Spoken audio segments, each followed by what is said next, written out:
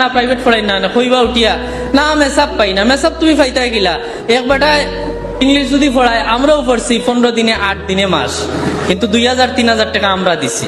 আচ্ছা 15 দিনে 8 দিনে মাসের দরকার নাই, কোরআন শরীফ বেটায় সারা মাস পড়ায়, এক মাস আপনার বাড়িতে আওয়া যাওয়া করে, বাদে দিন 500 টাকা, বেশ তো বেশ 1000 টাকা, আর 1500 টাকা দিলে তো মনে করেন বহুত টাকা দিয়া। এখন আল্লাহর কালাম তো আমি কইতাম কিলা না আমার টাকা অত দেওয়া লাগবো তো পড়াইমু, তখন ওটা কই না আমি পড়াইতাম, আমার সময় নাই। আর এই সময়টা আমি আরো পাঁচ দিয়ে সুরা খামো লাগাই যে আমার তোরা টাকা ইনকাম হইব, আমার অন্য ভাই খামো লাগবো।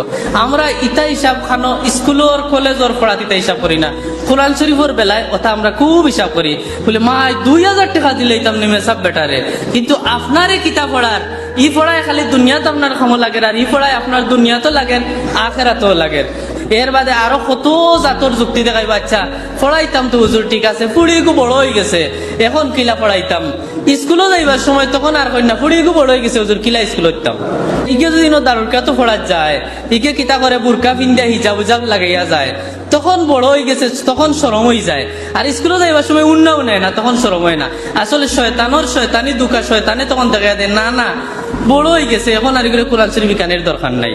বুঝে কইছে তুনিত মধুর লাগায় আপনার যুক্তিগু খুব সুন্দর বলে আসলে রে এখন কিলা পড়াইতাম, এগুলো তো বড় হয়ে গেছে, এখন একবারে পড়া নিউ বাদ হই।